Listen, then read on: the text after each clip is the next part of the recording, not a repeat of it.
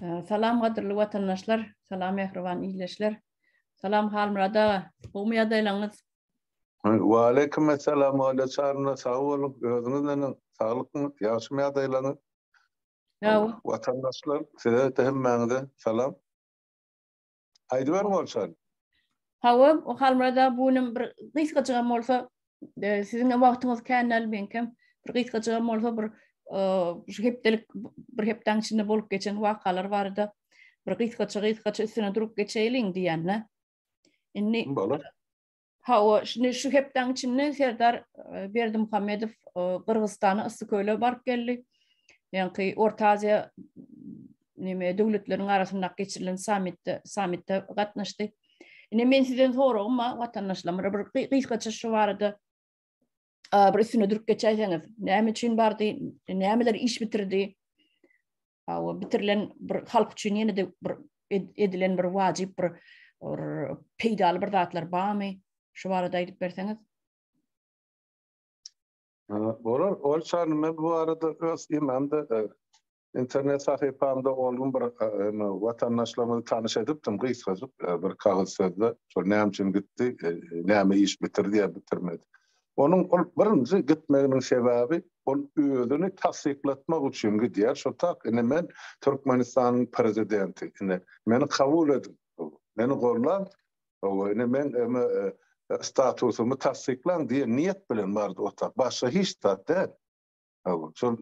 eger şolun öden Serdar Berdimuhammedow eden çykyşyny sören bolsa başta sağ bolun menini prezidentligimizi gutlagyňyz üçin nämeňiz diýip başlaýar. Ol başga gurulmy ýok otaýdy. Her zat etmeli, şol bir kanun körsesini kanunlaşdyrmaly. Başga ýagdaý ýok bolun. Atasynyň hem oğlunyň hem. Bütün dünya bulardan yüze vurdu. Bir Türkmenistan şu kun kanunyň daşynmaky döwlet. Kanun işlenme, konstitusiýa işlenme, döwletiň hiç bir puwdygy işlenme. Öyle çary. Ondan bular näme etmeli? Şu Allah kösen kıyal o vaylanyp da men bar, men şu wezipen eýelep oturnup aýtmalylar. Şonu molede otur. Baranna da eden teklipleri var da ola Viktor Hrampyň ýazyp beren ýazgylary. Ay bizine Birleşen Milletler Guramasyna şol real teklip bilen çykjak, şol real zatları hödür etjek. Käşke biz o Birleşen Milletler Guramasynyň nähil guramadygyny bilmeýän bolsak. Bize şu gurama 32 ýyl bäri hat ýazyp gelýär, Türkmenistanyň halkynyň hal ýagdaýy bardy ýa döwletiň durmy bardy. Başymy alyran adam boldum şu taý. Ýok.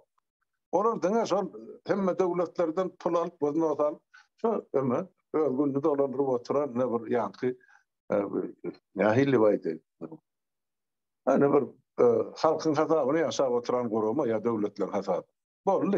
On bar beşeriyani işi Afrika'da aslı, ona humanitar uğratmalı. Ya yine o tayda şuraya alaklar, yaşıl kaskalar ya gök kaskalar salmalı. Yani bir yerde şunu bir iyidir bitiren işi yok da Birleşen Milletler kurumasın.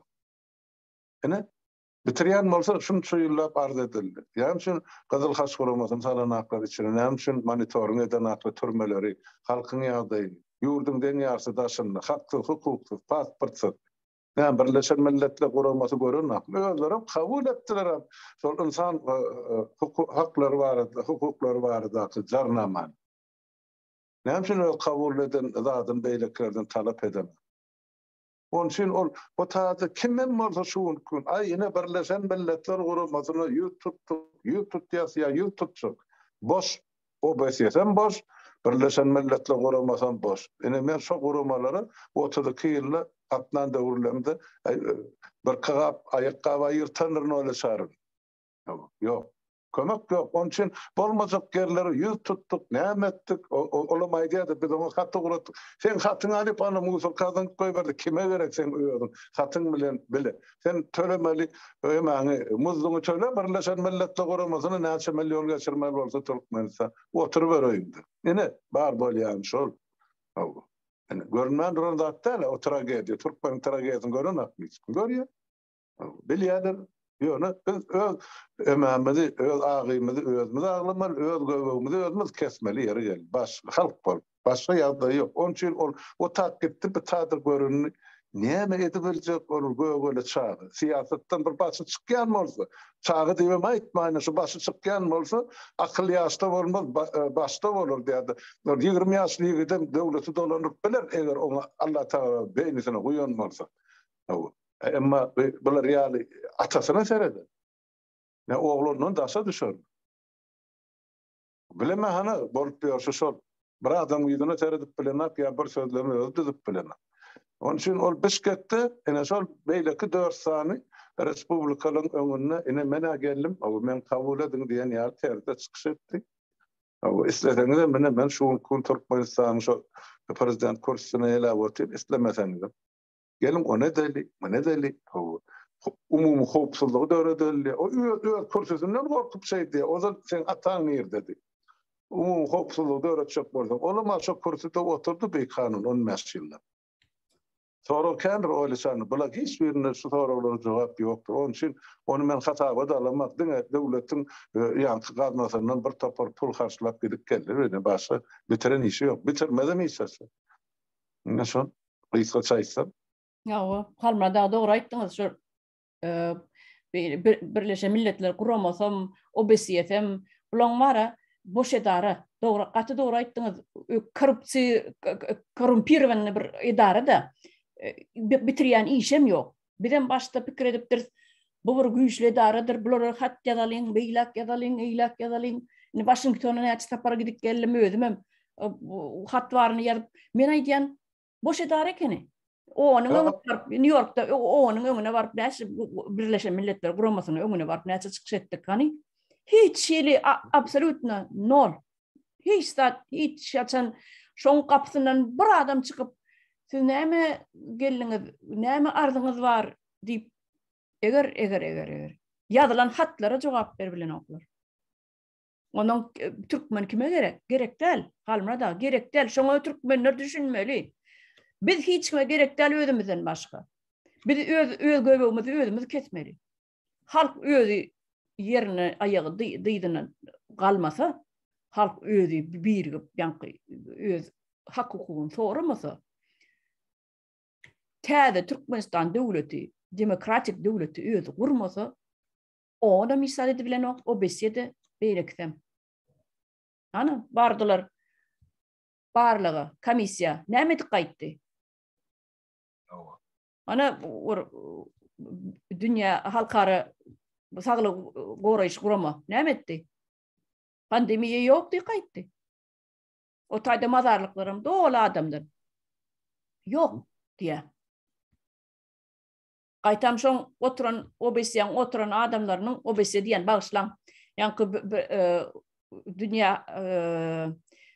halkara saglyk saklaýyş guramaň, bütün dünýä saglyk saklaýyş guramaň agzalarynyň oturup iýiç baseyniň gapdalyna oturup iýiç oturan suratyny alyp näme goýberen ýanky gaýtam oda bir täzeliklere goýberipdir. Ona ma 4 ýyl batdylar, şo goýberen üçin. Ine Türkmenistanyň demokratiýasy. Inni ýanky halmradagy ýene bir soragym bar size. Ine ýaňy ýakynda Putin İran'a vardy. O taýda Türkiýede var. Ýanky beýlik döwletlerim var. Bular barada näme bilgileriniz bar? Näme üçin Putin İran'a vardy? Näme soruyor? Birden isleýärmi? Men pikirimçe yönelüge barmady diýip düşünýän. Ya özünü Russiýanyň özü propagandistlarynyň aýdyşyna görä Russiýa yaragda da harby urdanam yaragda da yarag önürmekde de dünýede ikinji ýerde durýar diýe özüçe. Ýöne emma yaragy bu torana meňdiýär. Men pikirimçe eger yarag soramaga baran bolsa, siz bu arada bilýän atlaňyz barmy? Ha bolur. Şoňa geçmäkem ýene de şu atalogy barada aýtmaly zat barda. Şolar her zady bokurdogyny ýyrtyp, subut etjek bolýarlar da. Şolar ikisem ýanky resmi ýagdaýda häkimet başyna oturarlar. Biri prezident kurtusyna, beýleksem ýanky halk maslahatyny ýolbaş. Ýokmen. Atadan çykaran hokpasyna maýdaýly watandaşlary. Ol Ýaponiýanyň öňkü premier ministri Abe Shinzo. Onu yani yakınlıkta atım ölürdüler de neresen. Şimdi bir näme diye kurban olayım. Son hatırasına sadaka veriyor.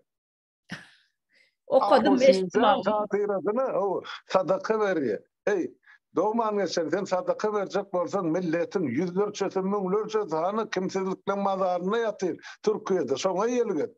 Şolara sadaka ver, şoların hatırasını tut sen. O yurdun dünya o çetinne. Ödem din ayratin, millet ayratin, bir adama hatıra tutup sadaka verip onun mersi bol.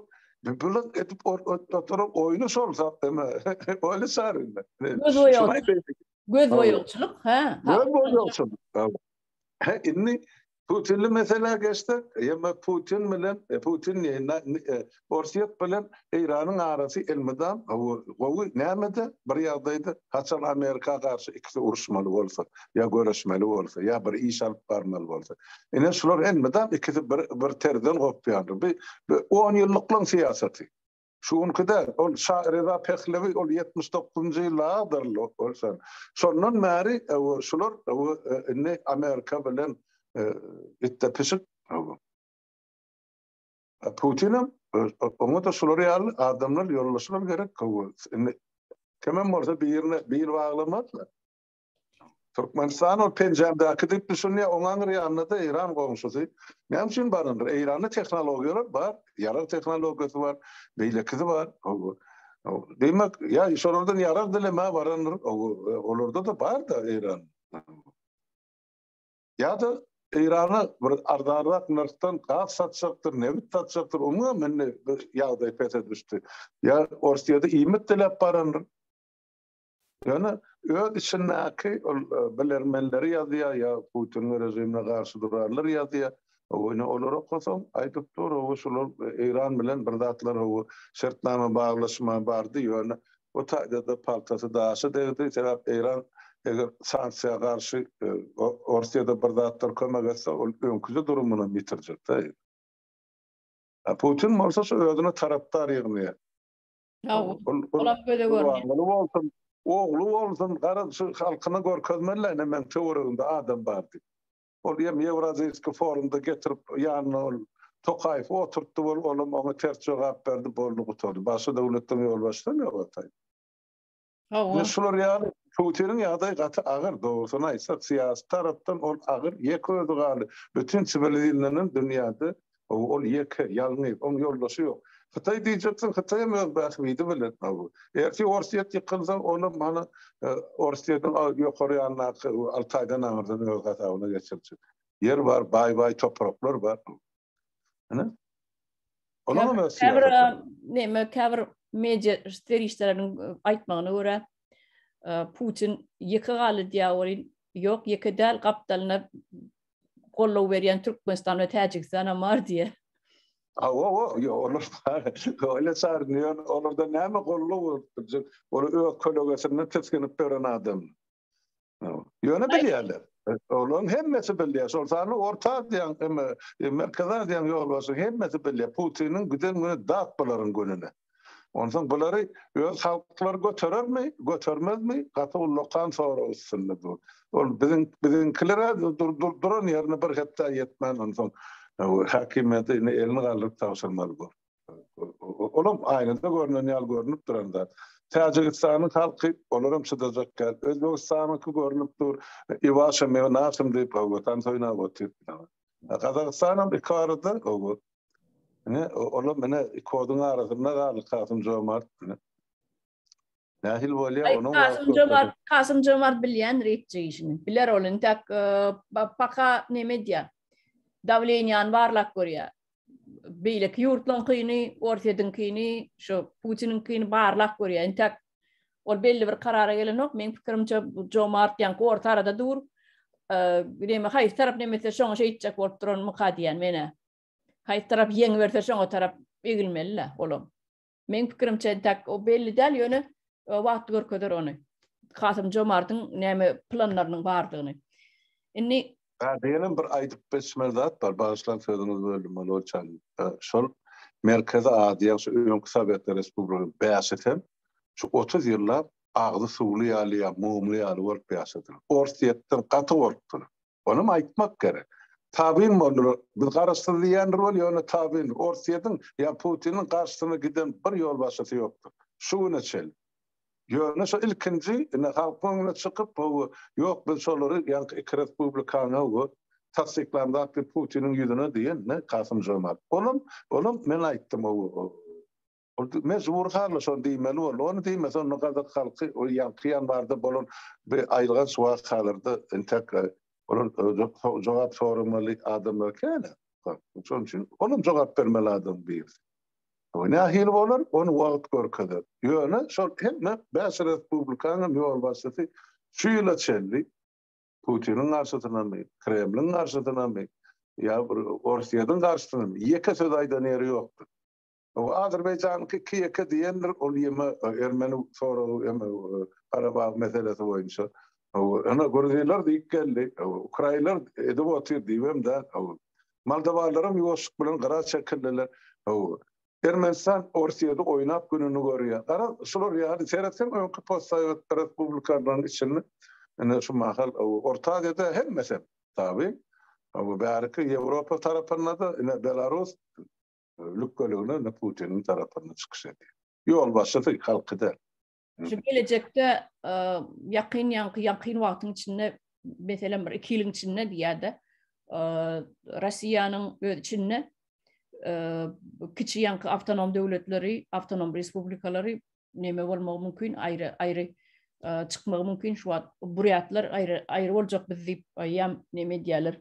Akçe barny, akçe bilen çykypdyrlar, ýöretýärler, şuňaly akçalary online ýa-ni informasiýony online serişdirilen üstü bilen onun pikir edýän beýleki ýa-ni Tatarstanyň beýleklerim, Kavkaz döwletlerim, ýa-ni avtonom respublikalarym öz başda bolmaly diýip olaram ýygyny alyp göterer mükadiýen şu 2 ýylyň içinde Orsiýet gynantam adamlar ananmasa da şu çökmegi mümkin. Orsiýet häzir ýan başlady çöküp näme üçin Eýrana bardy özüniň üstünden sanksiýany birazajyk gowşatmak üçin gowşatdylar sanksiýasyny. Haýyş eden ýa-ni haýyş bilen baran ýa-ni sanksiýalaryň käbirini gowşatdylar.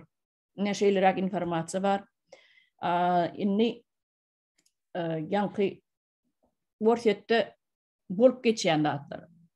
Käbir bir kanun adamlaryň ýa-ni öldürilmegi bir nägumana ýagdaýda adamlaryň ýitirim bolmagy, ölmegi, öz-özüne kassetýär diýip ýa-ni goşadyrnak üçin aýdylýar da. Şu habar beriş serişdirilen üstü bilen. Inni düýnüňde şu türkmen oglam soňky sujeti we video roligini görkezipdir. Näçe sany adamlar siýasatçylar, politika ýa-ni neme işgärler, propaganda däller, korrespondentler, jurnalistler, televiziýaçylar ýa-da Facebook işgärleri ýa armiýaň ýa-ni gulluk harby gullugyň generallary şolaryň köpsi öldürildi. Kim öz-özüni atdy diýip görkezýär, ýa-ni rasledownie derňe işleri käbiri atravleniýe bolan soň bize çykýar atravleniýe bolupdyr, atravit edipdirler käbirine suwda ýüzüp gark bolupdyr ýa ýene bir zat Nemçowyň arkasyndan atyp öldürdiler. Alty ýerinden atypdyrlar. Ine şu düýnüňde bolsa bir 20 sene mükadiýän ýene de täzirliklerdi. Men şuda häzir bir şol suratlaryny neme başardygymdan görkezjek bolaýyn. Nämeler bolup geçýänni ýaňy ýakyny ýene bir 2 sany 3 sany 4 sany adam öýdýän şu soňky günlerde öldürilen adamlaryň sany olam ýokary wezipeli adamlar esasen Facebook işgärleri ýaragy öndürýän ýa-ni wysokotочное оружие ýa-ni öndürýän adamyň häzir şuda atlarda adam bolmaly. Bilemek görünýärmi Kalmuradaga görünokmy? Mene görýär? Они штайда. В Москве при странных обстоятельствах скончался директор бюро по разработке высокоточного оружия.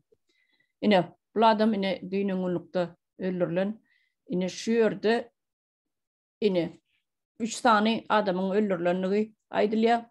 Biri Ленинградской области нашли тело учредителя подрядчика «Газпрома».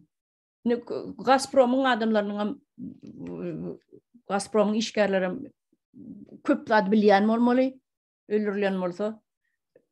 Yolbaşçıların mı var? O cesedi tapıldı ya. O Moskva'da нашли, в Москве нашли тело генерал-майора СВР в отставке. Ödem 76 yaşındaki adamı naşı. Отставкада. Топ-менеджера «Газпром» инвестор нашли мертвым в коттедже в Ленобласти, Ленинградской области. İni yankı bir de berdi öz padyezine öldürülen. Şatayda soňky öldürülen 20 ayın 20 bolmaly. Şonu görkezeyim idim size. Inni yankı pul birligi var aýdamda. Rossiýada has ýagdaýlarynyň pesligi sebäpli ine şular ýaly öň köpükdi de. Halmara da siz bilýänsiňiz. Köpükdi 5 rubl, 10 rubl. Inni demir ýagdaýy Rossiýada agyrlaşýan bolmagy mümkin. Şoň üçin hem inni kagızdan, ýani demirden näle şol pul birligini kagızdan çykarmaly edipdirler. Näşde suratyny görýänsiňiz. Inni meniň başga bir aýtjyklarym bar, şuýda aýdyp geçeýin onam. Ine Kiselova bilýänsiňiz, Dmitri Kiselov. Inni şonuň başda ýanky okuwyny guturup karýerasyny başlan wadyna, başlan döwürleri bundan bir 30 ýyl 35 ýyl öň bolmagy mümkin. Ýanky Pozner bar, Vladimir Pozner bilýänsiňiz. Şoňa beren interwýusynyň arhivden alyp görkezdirler. Meni häzir şonu watandaşlarymyza goýasym gelýär. Goý dinlesinler 35 ýyl, 30 ýyl menen Kiselov nähili gurulýar? Propaganda adamlaryň nähili derejede beynisini ýuwýanlygyny, ýuwup bolýanlygyny jik aýdyp berýär. Olar ýaly biz propaganda etsek biz özümiz hapaň işine düşdüğümüz var. Adamlaryň aňyny beýle zaýalamak bolmaz diýen ýaly terze. Şu atgysyndan düýp öter. 180 gradus başga taraplaýyn gurulýar da. Biz propaganda özümiz oýnatmalar, diýen ýaly gurulýar. Halky beýdip oýnamalar biz diýip gurulýar. Inni edil häzirki döwürde alyp barýandy, düýp öter başga şu adamlary nähili pulo satylýanlygyny men şurada watandaşlara aýdysym geldi. Pul üçin propaganda ýürüdýärler. Propagandaň üstüne halkyň beýnisini oýnaýarlar. Ine Türkmenistanyň biziň Türkmenistanyň içinde bolup geçýän zatlar şular bilen deňeşdiresiň gelýär. Şol ýanky şu wagtky propagandist bar. 30 ýyl 35 ýyl menen aýdan zatlaryny men şurada watandaşlarymyza goýup beresiň gelýär. Soň siz öz kommentariýaňyzy berersiňiz halmada. Bala.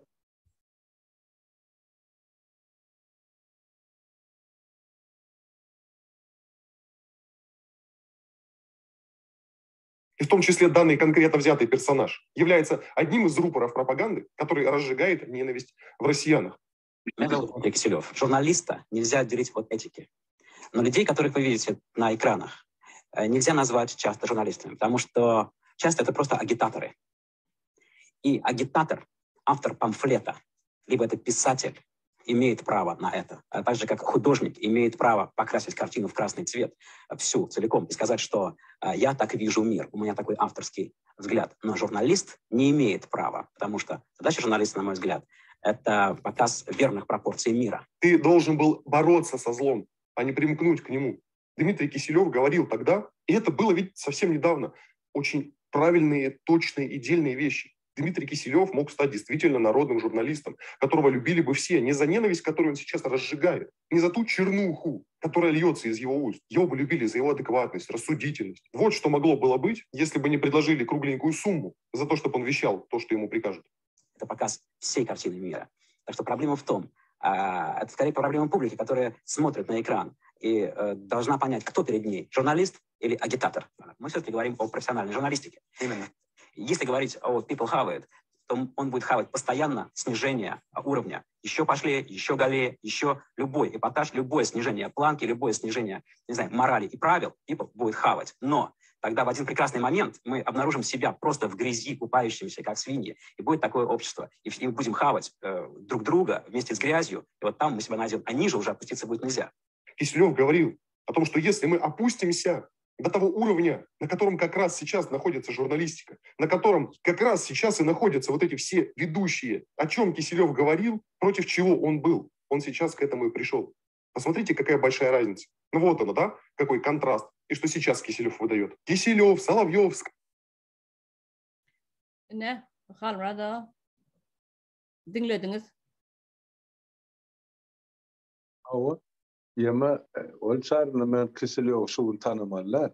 O şu 90-njy ýylyň başynda, 80-nji ýylyň ahyrynda o SSR'de ýüze çykan bir agydly, ýaly tutan ýerli jurnalistlaryň biri de onu aýtmak gerek. Şol NTV kanal vardı, o hökümete garaşsyz kanal, o Gusinskal pariyadony magnat o. Şo taýda ene baty kän zatlar, hakykatlar aýdylardy o. Şol sany Türkmenistan maradydy. Onun biz gilyap diýip bilen bir programmasy bardy. Onun o taýda şol atly böldürler bolat listiňem hem şol alyp baran programmasy bar. O da o bir ýaly haramzadalyk ederdi. Hiç kim onun garaşan atdygyny diýmek. O uşak adam pula satylýan bolmagy çemelli. Yani şey diýip düşünýär olçar. O satılmajak adam şo duruşuna durur. Yani eger agaç bolsa egerligine eder. Eger edip başga näme diýip. O gynançyl zat elbetde o pozisiýasyny ýetgedip o özüne ýankylan bildiren adamlaryň o ýüzüne tüküren ýaly bolýardy. SSR'de o döwür 280 milyon auditoriýa bardy. Şoň hiç bolmany 80 milyon Dmitri Kısilyow kumir hasaplaýardy jurnalistikada bir şeyler ezber ýigitdi. Para ine ezber ýigitdi, diktaturan paşmagyny ýalapdy. Bize azmady. O yaş şahirler, emeler, ýazyjylar özüne jurnalistik atlap berildi. Hemmece pulu hyzmat etdi. Şo halka hyzmat eden bolsalar, onda Türk şahan kıyal otururlar, öyle Hudaýça. Yani insap diýilen adam hemme kişa deň berilmändiken, şoň üçin mene şular ýaly bar.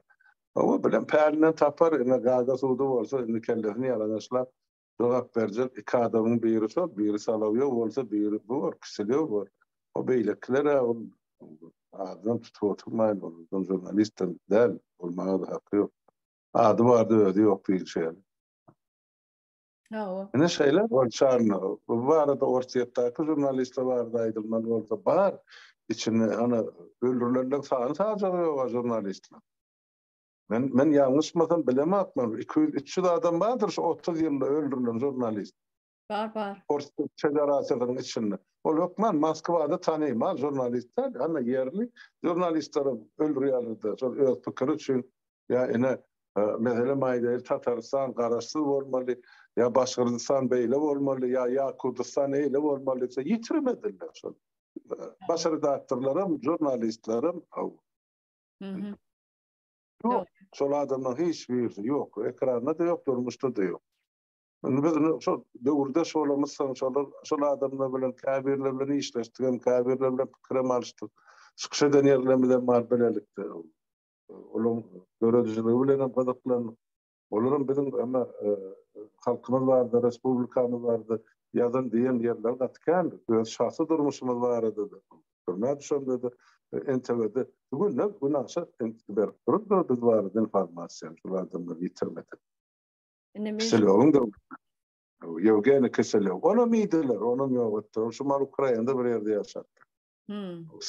Salyk Şusterem şoň ýaly. Olam men Moskwada işleýän ýyllarda 92-94 Adatlyk radiosynyň Moskwa Rus kurulunyň Moskwa bölüminiň başlygy. Häzir olam Mehmede Ukrainada. Kän. Şeylere, reislere aytıp vermeli orada çağırın. Ben o adımları tanıyorum. Sağ olun, beren gurullarınız için gatty dogry zatlar aýtdyňyz. Ine men şu ýerde biziň watandaşlamada da ýene şol ýanky goýan sujetleriň üstü bilen üstüni getirmekçi bolýanna halky gözüňizi açyň diýesim gelýär. Ine şu Kiselov ýalylar we Salavyov ýalylar we şular ine pul satylan jurnalistler. Bizde Türkmenistanda da şular ýaly türkmen jurnalistlerden bar pul satylan şularyň alyp barýan propagandasyna ananyp bolmaz. Ananmaň diýjek bolýan. Sebäbi ine ýanky video roligini hem için koydum ben. Öz kulaklarınız bile eşitdiniz. 30 yıl mınının aydan zatları häzir özüne kapma karşı. Menine şulary al pulo satylym diýip açaçan aýdyp berýär size. Many çykaryp bolýar da. 30 yıl mınının näme diýär? Inneki şuun açyň telewizory näme diýär? Ine halkyň beýnisini näýilýär. Pulo men satylym diýen manyda çykyş edýär häzir kun. Yani ödüňiz deňeşdirip görürsiňiz, şoň üçin watandaşlarymyza aýdýan gözüňizi açyň, giňrak, gulaklaryňyzy arasalaňda goýup diňläň. Bu ýanky propagandistler diýen zatlaryny ananyp oturmaň. Olar pul nalýa diýmeler diýerler. Diýdirýän zatlaryny diýerler. Diýip pul alyp oturýarlar. Ine biziň türkmen käbir watandaşlarymyza medir şolar ýaly. Sizin beýnileňiz ýumak üçin giýje bunu ekrandan düşenoklar. Şonu analiz etmeni başarın. Şonu aýdasym geldi. Gaderli watandaşlar. Bolýan halmada şu ýerde tamamlaýsak diýen aýtjak gojaklaryňyz ýok bolsa. Yo, sağ olun. Katı doğru misal getirdiňiz. Ine şol bir jurnalistiň ykbalyna ortaýadan gelip düşen günü de ýa halkynyň Edilýärdi. da näme dip näme aýtjak, bu goşara zat ýok berdi. Şonu Kiselyowy tanamayan adam ýok. Men deň duşlarymyň içinde, ýa şol döwür siýasat bilen meşgul bolanlaryň içinde. Günni NTV'de iň öňde barjy, SSR'de iň öňde barjy, ýanky demokratik neşirdi. Şol jurnalistlaryň ady milletiň agyny. Ana seredin şol milletiň agzyndan beýnesinden düşüp dawanyň aşagyna ýetdi şol adamy. Pul üçin. Bä şunun demesi üçin haram ýaşaýyş üçin. Ýani bilen näme alyp gider olur diňe beýawra üçin. Jogap karşılygy bardyr. Ýöne ortadan halky şuň ýa barat belläp geçdiňiz we gün-günden kynlaşýar. Ykdysady ýagdaýym, siyasi durumum ortadan milletlerin başyny galdyryp başlady. Men kän gördüm şol ýerde sizde esadan Amerikada ýanky kongresiň öňünde buriyatlar, başgarlar, tatarlar öz başlyk boljak miting geçirip petisiýa ýönäp başladylar. Bolaram. 19-njy ýylyň başynda şolaň bayramy wady bir tatarlaryň ýanky lideri bardy. Zenan Maşgal, Aýbaýdyk geldi. Ene ýetirim etdiler, ne dedigen belli däl bu görgüli. O şeýle Baýdyk geldi, Zenan şu tatar halkynyň azatlygy üçin kän görüş, şu Anna Politkovskaya. Bular ne misal kän? Ýa-da menden Boris Nemtsov bilen 2-3 ýerde duşan adam karşı gülýärligi işletmediler, koymadı. Şu ortaýa tıkylany Nemtsovka dip öz puluny çykardyp, şol ýa-ki Nizhny Novgorod gidip ýaty näçe million ilaty açlykdan çykardy. Men şol da şu taýda 92-nji ýylda. Näme? Nizhny Novgorodda. Şol ýaly Orsiýady bir dünýä derejesinde döwlet etmäge mümkinçiligi bolan siýasatçylarym bardy, ykdysadyatçylarym bardy, alimlerim bardy, jurnalistlerim bardy. Hemmejin ýok etdiler. Hemmejin ýok etdiler. Asy sorsuz ýitirýän mene Putiniň rejimi. Edilýärdi. Başga näme ýok diýip aýtsalar, ana tutnam. Ýa. Mene Bolýa halmada sağ bolun, taňyr kasyn. Berim sağ bolun. Gurulnaryň üçin. Indi köpleklere täze sağ oturup watandaşlar siziň hem mäňiň oýuňyza sağ oturup. Bolýa sağ bolun.